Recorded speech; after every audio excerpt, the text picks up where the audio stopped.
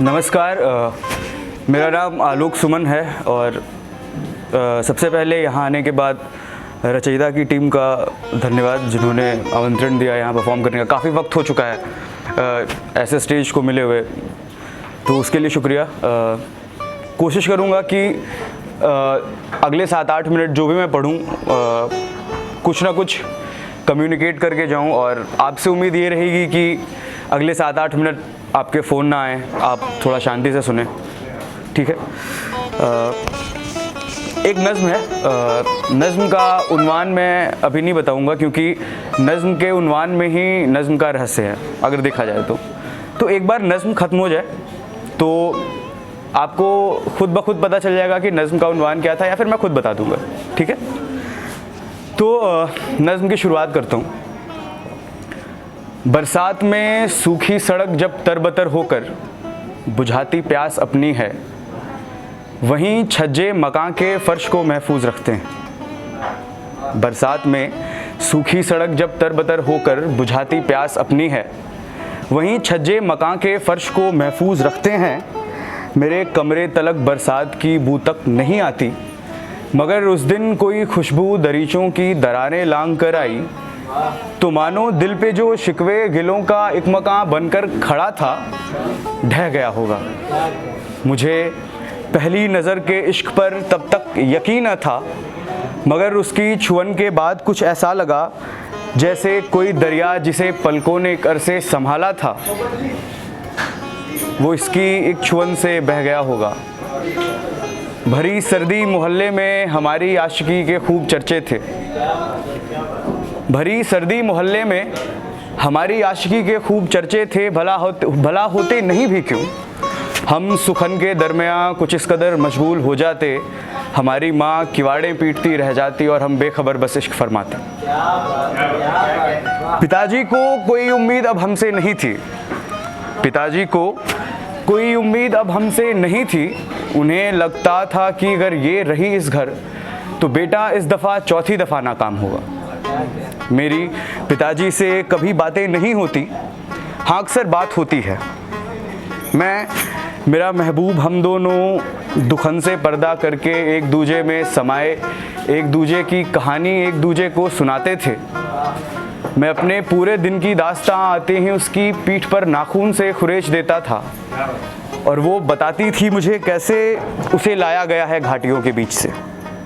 उसकी कई बहनें जो अब भी जयपुरी पोशाक पहने जयपुरी तहजीब लेकर राज रजवाड़ों के बिस्तर गर्म करती हैं, उन्हें मालूम है, उसकी कई बहनें जो अब भी जयपुरी पोशाक पहने जयपुरी तहजीब लेकर राज रजवाड़ों के बिस्तर गर्म करती हैं, उन्हें मालूम है घाटी में कोई सुबह कोई शाम कोई रात कोई दिन नहीं है, भंवर में डूबते सैलानियों का कश्तियों को छू लेना समंदर की समझ से आज भी मुमकिन नहीं।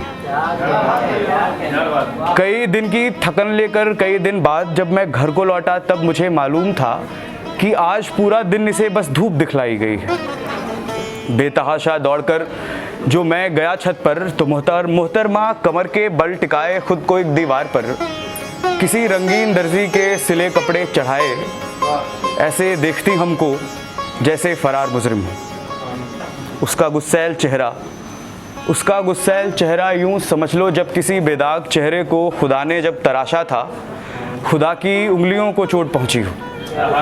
कोई कंकड़ जो फंस के रह गया था चिकनी मिट्टी में, खुदा की उंगलियों में बारीकी से चुभ गया होगा, तभी बेदाग से चेहरे के माथे पर निशान छोड़े गए होंगे। मगर अफसोस ये गर्मी जो पिघला दे बदन को हड्डियों के साथ हमारे इश्क में अड़चन लगाने आ रही है। अब मेरा महबूब मेरा इश्क मुझसे दूर जाता लग रहा है। मेरा बदला सा मन कहता है कि जो भी हुआ उसमें मेरी गलती नहीं थी। बदलते मौसमों को कैद कर रखना मेरे बस की नहीं थी। मैं हवा की गोद में सोकर उसे अब भूल बैठा हूँ, मगर इन गर्मियों के बीच भी ठंडी हवा जब जुल्म ढाती है, मेरे बदन की एक भी हड्डी नहीं बख्शे सभी को आजमाती है। मुझे बस उस घड़ी मेरी रज़ाई याद आती है, मुझे बस उस घड़ी मेरी रज़ाई याद आती है। नज़्म का उन्वान था रज़ाई। बारिश भी आ गई अब तो। 2 मिनट और हो आपके पास तो एक और नज़्म है मेरी, फिर मैं अपनी जगह लूँगा। तो एक और नज़्म है, इसका एक बारी इसका कुछ समाधान कर लो पहले, उसके बाद ठीक है। चलो एक और नज़्म है जिसका उन्वान है मुझे उम्मीद है। ठीक है, सीधे बिना किसी भूमिका के सीधा नज़्म पे आता हूँ। नज़्म कुछ इस प्रकार है कि मुझे उम्मीद है एक दिन मेरे कमरे के तख्ते पर किताबें चीख उठेंगी। मुझे उम्मीद है एक दिन मेरे कमरे के तख्ते पर किताबें चीख उठेंगी। कभी अपने गिरेबां से हटाकर धूल की चादर ये मुझसे पूछ बैठेंगी कि इनको क्यों खरीदा था। किताबों को कहाँ मालूम है मेरी किताबों से नहीं बनती, अब कहाँ इनमें है मेरा मन लगा करता, मैं तो बस इम्तिहां के शोर के पहले पढ़ा करता। इतिहास के तलवो तले हिसाब की किताब है, इतिहास के तलवो तले हिसाब की किताब है। ये सवालों की बड़ी फहरिस्त रखती है। ये मुझसे पूछती है कि अगर बुधिया ने लाला से लिए थे 500 रुपये, समय था 2 महीने का और दर 10% थी, तो बुधिया क्या रकम लौटाएगा फिर। मैं इन सवालों से ज़रा परहेज़ रखता हूँ। मुझे मालूम है बुधिया कहाँ से लाएगा पैसे। उसकी फसल पर आ चुका है बाढ़ का पानी, उसकी बहू विधवा हुई है 2 बरस पहले, अभी लाला के भट्टे पर लगा है चिमनियाँ भरने। उसे वो 500 रुपये नहीं अब रास आते हैं, वहीं कुछ दूर पर पोते भी अब ईंटें उठाते हैं। सियासत की किताबों के तले अगर इसको देखा जाए ना तो कैटेगराइज्ड, वो पहले गणित की किताब है, फिर पॉलिटिकल साइंस की किताब है, फिर हिस्ट्री की किताब है। ठीक है, तो अगर मेटाफर वाइज जाओ तुम लोग तो ऐसे दिखेगी। सियासत की किताबों के तले इतिहास का अंबार दिखता है, जहाँ एक और मुझको दिख रहा होता है चर्चिल बोरियों में भर रहा गोदाम को।